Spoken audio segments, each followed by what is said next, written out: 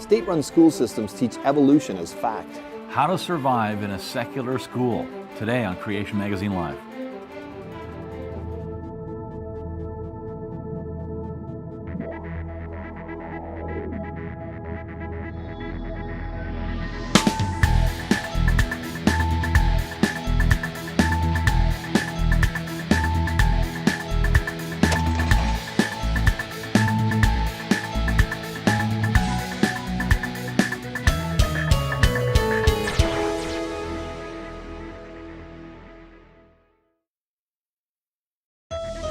Well, welcome to Creation Magazine Live. My name is Calvin Smith. And I'm Richard Fangrad. And our topic this week is evolution and education, how to survive in a secular system. I mean, I think we have to do a show on this. Yeah. That's pretty bad. You know, I think today's discerning Christians have kind of got it figured out, right? The state-run school systems, public media in the Western world, they're teaching secular humanism predominantly. That's what they're doing, and because of this, many people think that we should be out there, you know, battering at this education system, or maybe petitioning politicians or the media and this type of stuff. But you know, these top-down attempts, and this has all been tried, of course, in the USA, for example, many times. They're far less effective than in the long run. I mean, the great British revivals, for example, in the past, you know, this was caused by people, just one-on-one, person-to-person contact, the Holy Spirit guiding people to preach the gospel, you know, talking to people one-on-one, and of course that eventually reached the parliaments of the most powerful nations on earth. But you're not going to impose this kind of system from people top down. It's a grassroots kind of thing. Yeah, it's not what Christ taught. That's for sure. So how do we deal with the present situation? We're parents of students, students ourselves, etc., in the school system. Yep. How do we deal with that? We get asked this question quite a bit. What can we do for our students? How do we prevent them from being ripped out of the Christian thinking and so on? Yeah. For example, Helen G. Wrote, 3 years ago when my daughter was studying 6th form biology, I knew she would get a big dose of evolution, but I had no scientific information, only faith in God's word to counter this. The Christian bookshop had virtually nothing on the subject. I ended up getting one boring technical book which sat on the shelf. Somehow I heard about you, she's talking about us, about Creation Ministries International, and have found your books and magazine very helpful. My daughter is now doing a second-year science degree and is confident that the world is God's creation and can see the flaws in the thinking of her tutors who push evolution. Her friend, also doing second-year science at university, was sure that evolution was correct. But after reading Stones and Bones, that's a little booklet of ours, not a very thick book, she has changed her thinking and now sees it as a theory with flaws. Isn't that great? That's amazing. And now you can see a couple of things here, right? Resources were discovered, right, which were critical to get correct information used to counteract the evolutionary thinking that this young lady had been exposed to. Notice also the local Christian bookshop didn't have any. No, and that's fairly typical, I'd say, of Christian bookshops in North America anyway. Exactly. You don't see books on apologetics. You know, rarely you'll see, you know, one by maybe Josh McDowell or Ravi Zacharias or something, but you don't see creationists. Not biblical creation books. You know. And also see how this spreads. You know, isn't it exciting to consider that she got this for her daughter, and then, oh, the resources there, and then the other girl saw it, and one little booklet. We don't know how, you know. So this is changing people's lives, their ideas. So we want to get people linking and feeding. There's an article on our website called "Linking and Feeding" by Dr. Carl Whelan that you can look up, and it gets the whole philosophy of CMI out there to people to understand why we do what we do. Right. You can have a look at that article. It's a great little article. Creation.com/link. Really simple link there. Just type that in, and away you go. Yeah. And just learn more about basically that's our ministry philosophy. We want to link to people and feed them with information. And they link back to us in a certain way and so on, and we can feed them with information then, especially through the magazine. The magazine is the key. Creation Magazine Live, Creation Magazine is a key resource to get truth into your homes. You can sign up for that. Exactly. Students need to learn how to discern facts from evidence that's been derive from those facts. That's a key to understanding the whole issue. Yeah. You know, facts don't speak for themselves. They're always spoken about by someone, and then, of course, that someone has a bias. So once you realize the vast majority of your teachers have a bias towards materialism or are else forced to teach under a materialistic paradigm, even if they're a Christian, you're kind of halfway there, right? Once you understand, here's some facts, they always get interpreted. In the public school system, they always get interpreted according to evolution. Right. So then we have resources that can take the same facts and show them interpreted according to what God's Word says. Yeah. You're kind of set free from the first step in avoiding a trap is knowing that it's there, right? Well, exactly. And so we've seen many quotes from atheists and skeptics, of course, that will say, yeah, you teach evolution, you're going to make atheists out of people. Sure. Yeah. Okay, we'll dig into more of this when we get back in just a moment.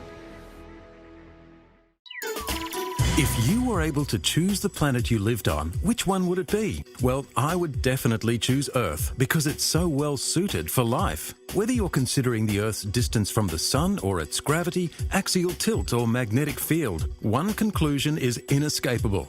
Earth is finely tuned for life. Many see this as evidence for a designer, but others don't. If Earth wasn't finely tuned, they say, we wouldn't even exist, so it doesn't indicate a designer. But is that a satisfactory answer?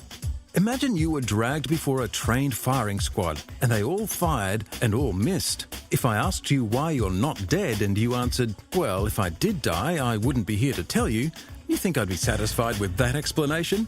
In the same way, atheists can't give a satisfactory answer for Earth being so finely tuned for life. To find out more from Creation Ministries International, visit our website, creation.com. Welcome back to Creation Magazine Live. If you just tuned in, we're talking this week about the secular education system and how to maintain your Christian faith in a secular education system. Exactly. We need to do this. One of the keys to surviving at university is don't fall for the bait and switch. Yeah. Okay? Yeah. Not discerning sloppy language leads to sloppy thinking. And of course, too many Christians have done this over the years. They've just not discerning what's being told. Right. Listen carefully to these words here.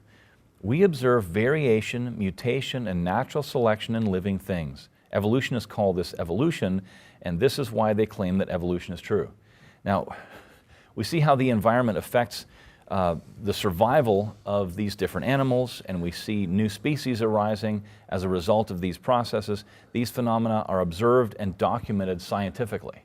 So there's some words that we use there. Bum, ba, ba. Okay, but wait a sec. This sounds like it supports evolution, what you just said. Yeah, I'm using words like mutation and variation and natural selection. But everything you just said, creationists actually agree with. Yeah. Because of the observations that we make. So it's kind of couched in an evolutionary, sounding flavor.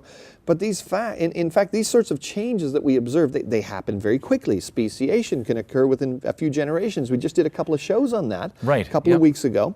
But dogs remain dogs, frogs remain frogs, horses remain horses. We never observed fish changing into frogs or lizards into birds, things like that.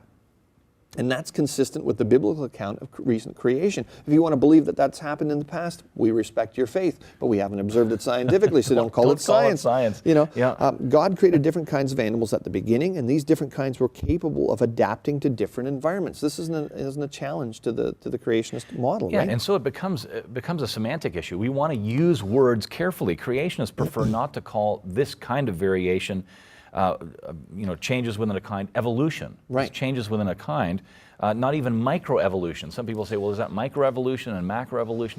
We don't even like the word macroevolution. We don't believe in any evolution. Because that's a confusing term as well. Yeah. We call these changes adaptation. Animals adapt to changing environments, and that's a good word. Yeah. That's what they're doing. It doesn't really matter what word you use, as long as it's clear. That's the important thing, to know what you're talking about. Creationists reserve the word evolution for something entirely different from what we see today. Evolution is that molecules to man, particles to people, or from goo to you via the zoo. That's what we call evolution. Yeah, and that's what evolutionists call the general theory of evolution too, by the way. So, now we've heard this idea that single-celled animals changed by mutation and natural selection into reptiles, birds, mammals, and people, etc., over millions of years. And that's what creationists call evolution, and they distinguish it from adaptation. Adaptation is not evolution. Right. Evolutionists call this evolution too. They call adaptation evolution as well. Hence the confusion. Right, and this is why there is so much confusion in this area. Yeah, there's equivocation, right? They call natural selection and adaptation evolution, and they call the general theory, from hydrogen gas at the Big Bang to people, they call that evolution. And so that if you prove this, it's like you're proving this. Right, yeah, and you have that equivocation going on there. If small random changes produce new genetic information for these amazing changes in animals, then millions of such genetic errors would be needed over millions of generations. That is why evolutionists need the billions of years in order for their ideas to be plausible. However, these sorts of changes have never been observed. And science is based on? Observation.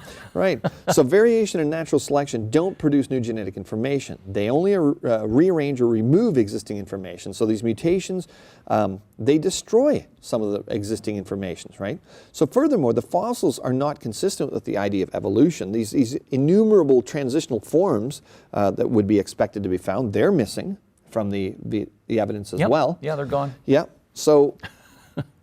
So we really need to think about what we're observing and how those things are being phrased when you're in the secular education system. This molecules to man concept of evolution is it's a hypothetical philosophy, really, as a version of history without observational scientific support. The observational scientific support beautifully fits with the Bible. This concept of evolution is used to justify the assertion that living things, the living world, can be explained without God. It's contrary to the teaching of what the Bible says. It looks scientific, but as we've seen, it's not. It's a bit of a trick being played by using sloppy language. That's right, and sloppy language leads to sloppy thinking, as we mentioned before. That's right. We'll be back with more. Richard Van Grad and Calvin Smith also host a fast-paced and informal internet-based video program called Genesis Unleashed. These faith-building teaching videos feature responses to news articles, summaries of articles on creation.com, interviews, and answers to some of the most asked questions about the creation-evolution issue and the most attacked book of the Bible, Genesis. Visit creation.com's media center to view or subscribe to the latest video content. Welcome back to Creation Magazine Live. We are talking this week about how to survive as a Christian in the secular education system. That's right. We've talked about a lot of things already, and we'll continue adding some detail to that. Yeah, I mean, here's a question we get a lot. How do I do my assignment on evolution? Right. They've given me this thing, how did evolution happen, etc. So you're studying at a secular institution, you've received this assignment, and what should you do? Should you refuse to do it?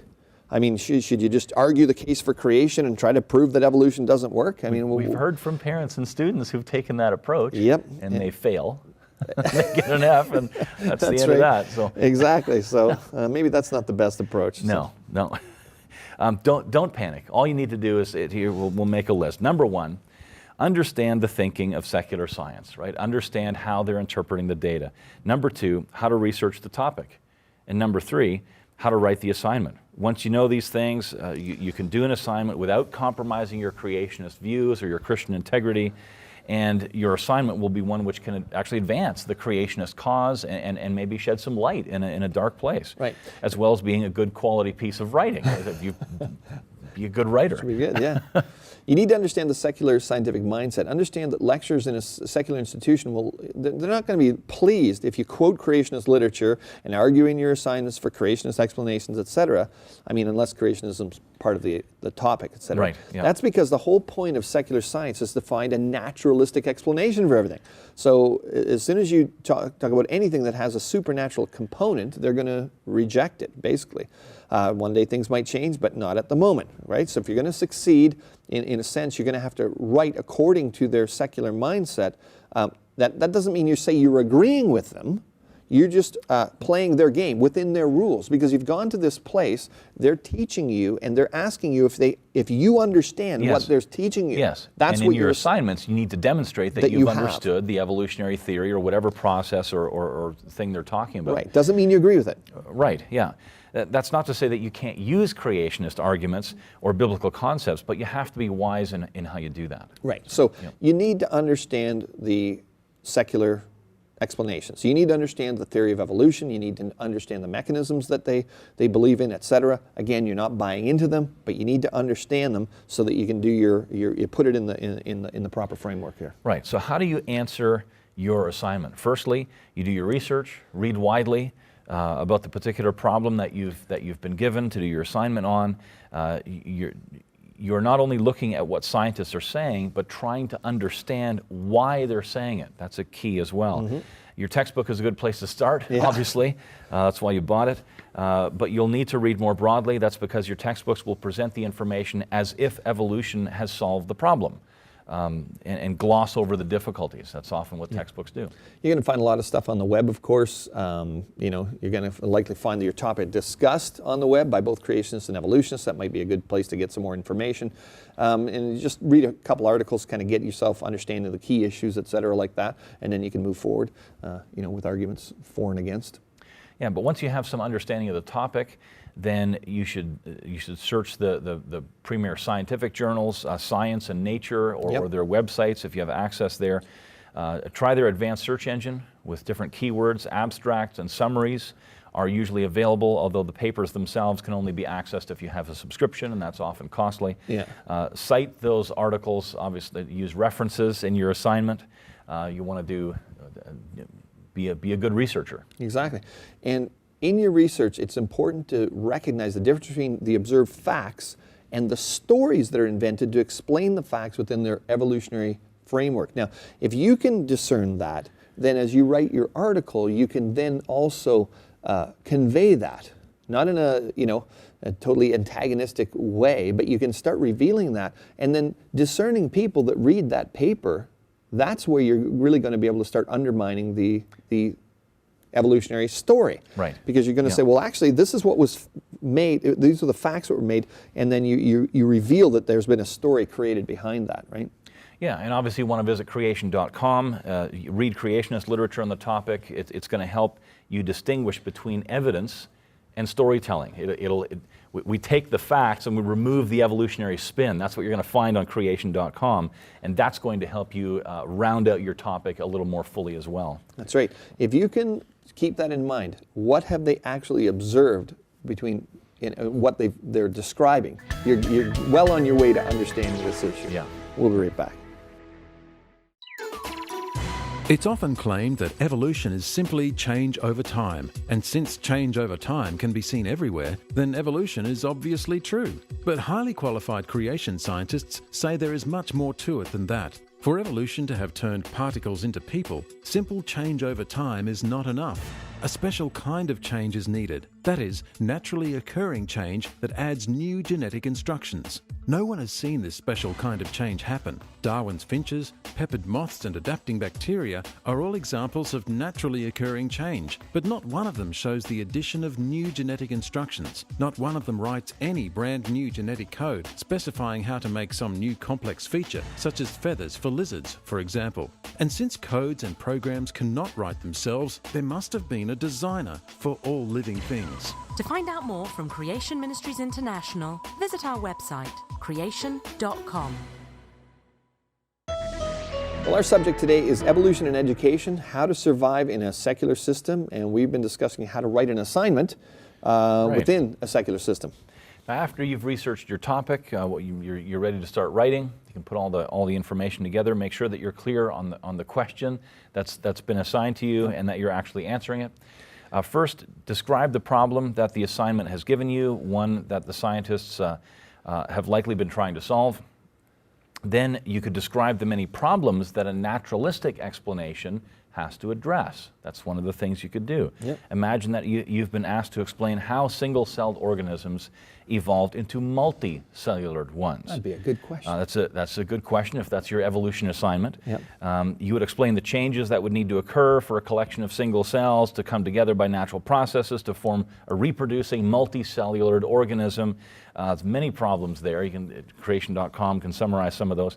For example, different cells would need to specialize into different functions. They're not all the same cell. They'd need to specialize.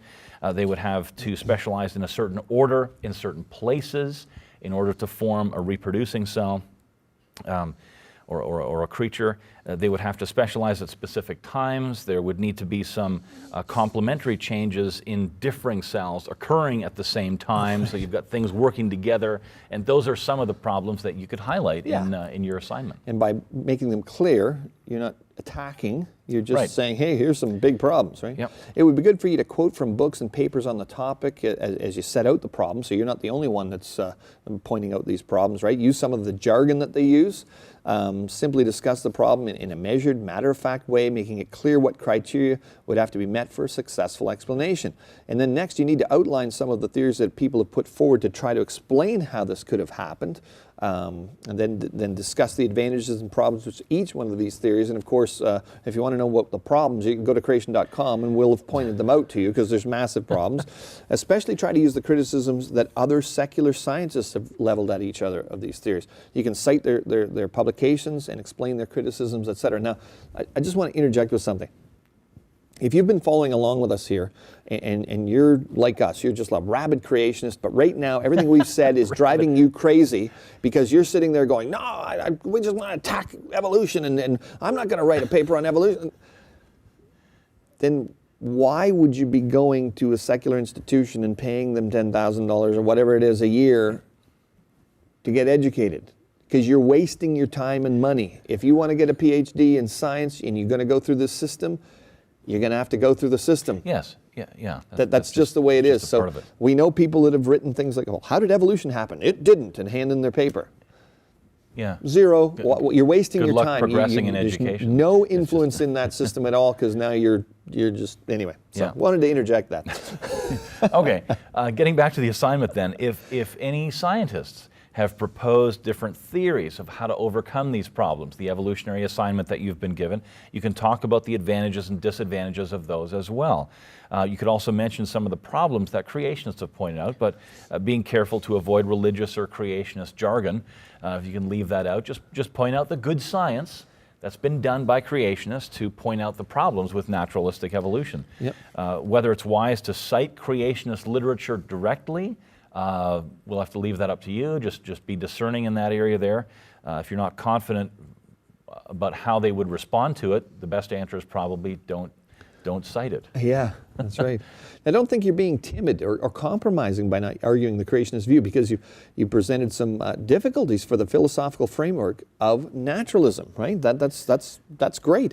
In fact, you can criticize the existing theories quite severely, providing that it's warranted, and conclude that all of these theories proposed to date have significant shortcomings in satisfactorily solving these problems. And just in doing that, that can cause a lot of doubt about the theory of evolution and these supposed theories that people think are just, oh, we've got it all figured out. Well, you've shown that there's big problems there. Yeah, your result will be a quality paper. Yeah. I mean, if you use those basic steps, and obviously we're not being exhaustive here, you need to do other things as well. But you will have shown that you've read widely, you understand the problem, you've cited authors, you've got your references there, you've discussed outstanding issues, you've looked at contradictory issues, you've made it clear that the naturalistic worldview does not have a solution. Like a journalist, you can produce a powerful assignment that's devastating to the naturalistic worldview without appearing to take different sides. That's right. So more on this when we come back in just a minute. What are the theological consequences of adding millions of years to Genesis? How does it impact doctrines such as the gospel, sin, the atonement? Refuting compromise is the most powerful biblical and scientific defense of a straightforward view of Genesis. Loaded with scientific support for a recent creation in 6 real days, it demolishes all attempts to twist the biblical text in order to insert millions of years, bringing clarity into an area usually mired in confusion. Must reading for Bible college students and anyone involved in church leadership or teaching. Get your copy at creation.com. Welcome back. We've been talking about the secular education system and how to survive as a Christian and do good assignments and that kind of thing. Now, one of the books that we carry, it's the most popular creationist book of all time. Yep. Refuting Evolution by Dr. Jonathan Sarfati from our U.S. office, a chess champion. The guy's got genius. Anyway, you can get this book at 30% off. Go to creation.com. You can order it online there. When you check out, use the coupon code CMLRE, Refuting Evolution. This book has a lot of great science against evolution. So it's something that you could use if you've been challenged to do an evolutionary assignment. It's a great book. Refuting Evolution, the most popular creation book of all time. Lots of sources, resources in there, cited, etc. Right. Now, we get a lot of feedback from people in various ways, and here was a positive feedback from somebody looking for information, just kind of like what we discussed here today. Just another example. SH from Australia wrote this to us. Good afternoon. My granddaughter has just begun a biomedical course at the Queensland University. Evolution is included as one of her subjects, of course. Could you please put me onto a good article suitable to her course that would outline the facts, true and false, about evolution? As a Christian, I've reassured her she has nothing to fear. As evolution is real, mutations happen within a species. What I understand has not been proven is transmutation from one species to another. Many thanks for your assistance. Sincerely, S.H. Now, okay. you probably noticed a couple of things in there. If you are a discerning creationist, this lady doesn't believe in evolution, but some of the things she said in there might be a little confusing. That's why it's important to know the types of arguments that we use and things like that. But anyway, Dr. Taz Walker from our office actually responded.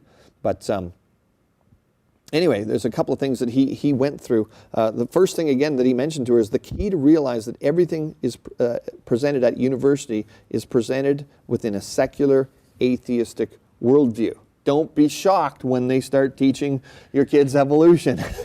Right. Yeah. There's articles that deal with that, and we can put the links up on the screen here. The evolution train's going the wrong direction. That's huge. Time, no friend of evolution. Speedy species surprise. There is speciation. There is she called it transmutation. These are all good articles for what was specifically mentioned here in her thing, right? That dealing with natural selection and mutations and stuff like that, and how we'd explain that, biblically. Yeah. For a good big picture treatment of the issue, Taz says, see, where do we come from, created or evolved? And you can click the link on the screen to see that as well if you're watching this online. Yep. Yeah, and again, so he just really went through and said, look, everything is going to be presented through this atheistic, naturalistic, evolutionary framework. Right. And he gave some basic articles. They're just basic stuff to get a handle on some of these ishes. And to discern between the facts, again, and the interpretations of facts. We're always hammering this point home.